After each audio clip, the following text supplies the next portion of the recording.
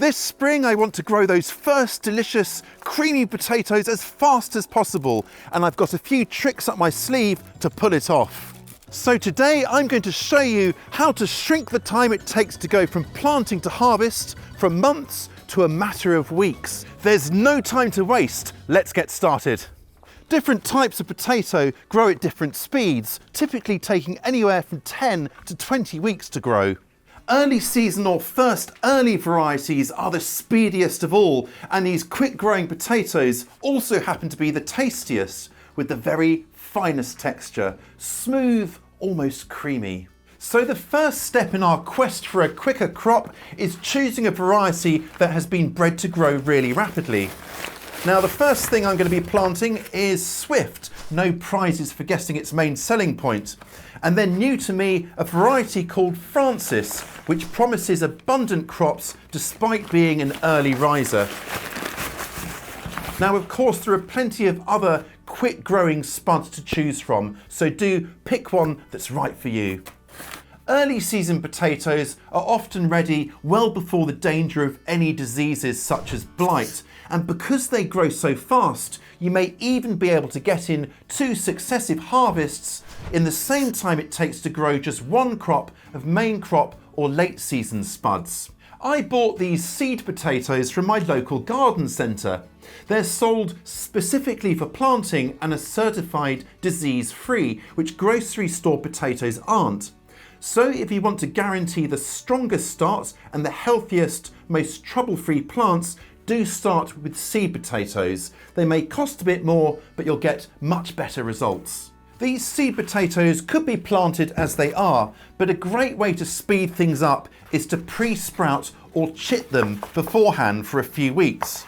And the simplest way to do that is just to pop them into a bright, sunny space for about a few weeks.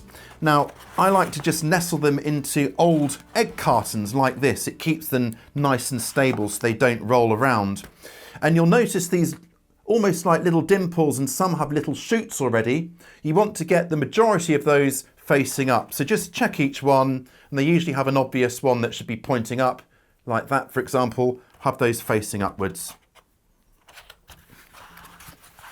Chitting potatoes is especially useful earlier in the season, while it's still just a bit too cool to plant. It will give you a head start of maybe a week or 2, so the seed potatoes hit the rapidly warming ground running the moment they're planted.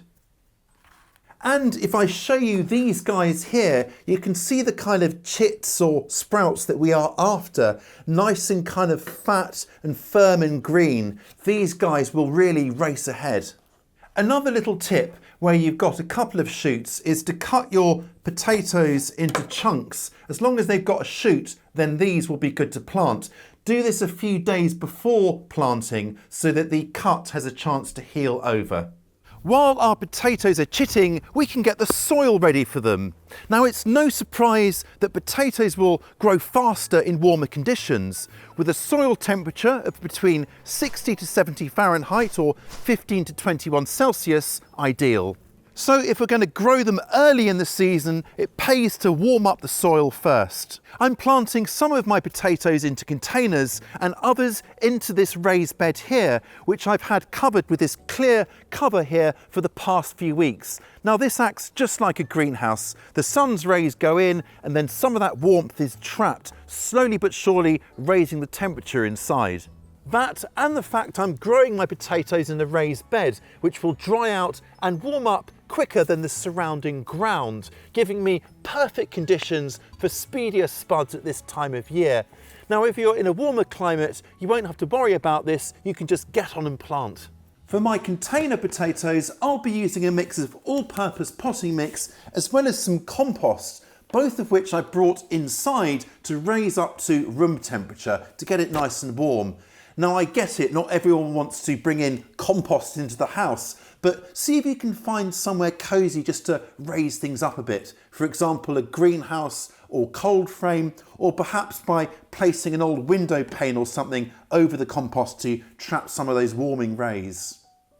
With the potatoes chitted and the soil warmed, it's time to get on and plant. But first, let's power up our potatoes by really ramping up nutrition. Potatoes are quite hungry plants, which means they need to be able to access plenty of nutrients to ensure the fastest growth. Now, I've already prepared this bed here by dumping on a good inch or 3 centimetres of garden compost and spreading it out in advance of planting. I'm also going to be adding a few handfuls of this specially formulated organic potato fertiliser. This is slightly higher in potassium, which will go a long way to supporting good tuber development. Potassium, along with the nitrogen this contains, also encourages faster foliage growth, thereby allowing plants to absorb as much sunlight as possible, which can only mean great things for our final harvest. I'm going to plant these potatoes in a kind of block formation, and they're going to go about 16 inches, which is 40 centimetres apart in both directions. Now, planting in a block formation is just easier in a smaller space like this rather than long rows. And then to plant, just make an individual hole for your seed potato, fairly deep if you can, and cover it back over. Nice and easy.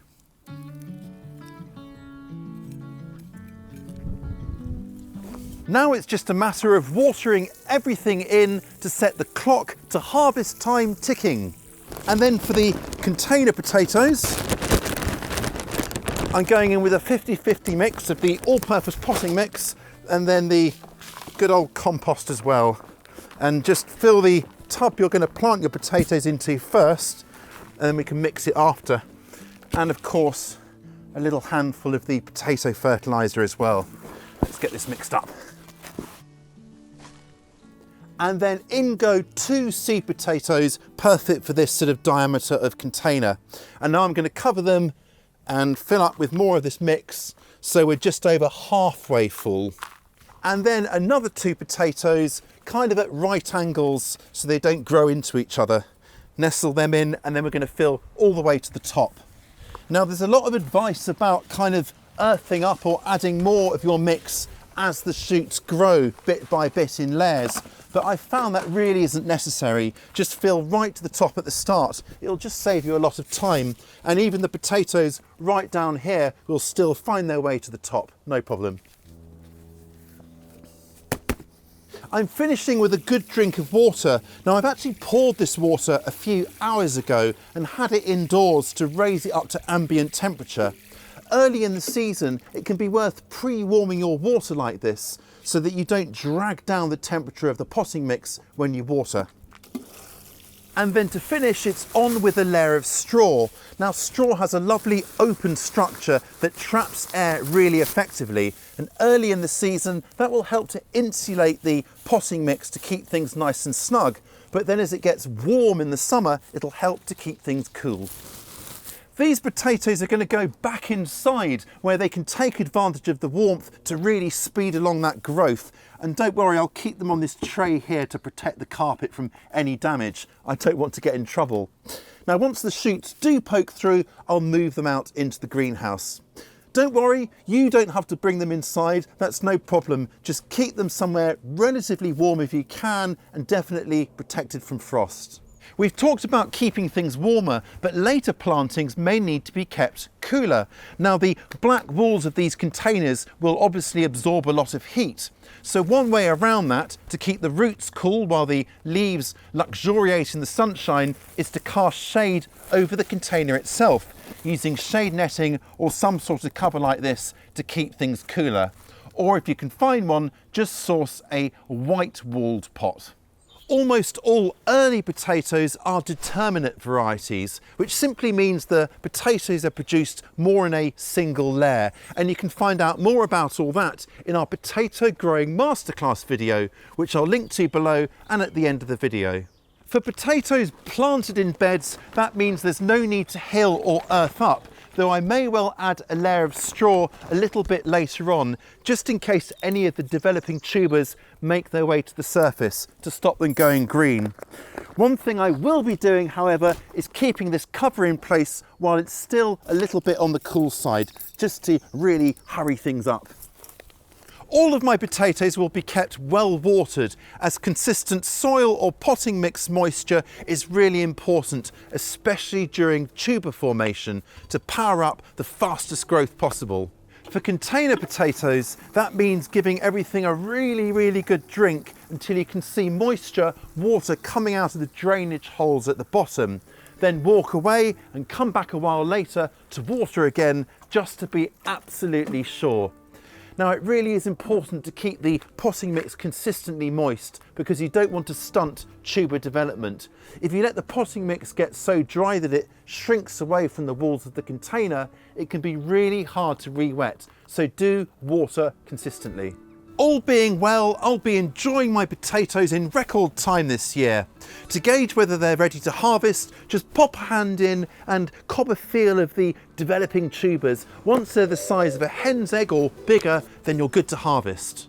Harvesting the potatoes is absolutely the best bit. Dig up your potatoes, or as I'm doing here, simply tip out the container onto a piece of tarp to keep things nice and tidy, then have the absolute unbridled joy of breaking apart the potting mix and going on the hunt for those truly exceptional tubers. I promise you, the first potatoes of the season are the very best, just outstanding. Gather them up and use them pronto, as fresh really is best when it comes to early season spuds. For more on growing potatoes, check out the abridged version of my book, which you can download. It's over 100 pages long and has loads of ideas to get you growing this season. And it's all available for the princely sum of nothing at all. Just follow the QR code or the link over here to secure yours now. I'll catch you next time.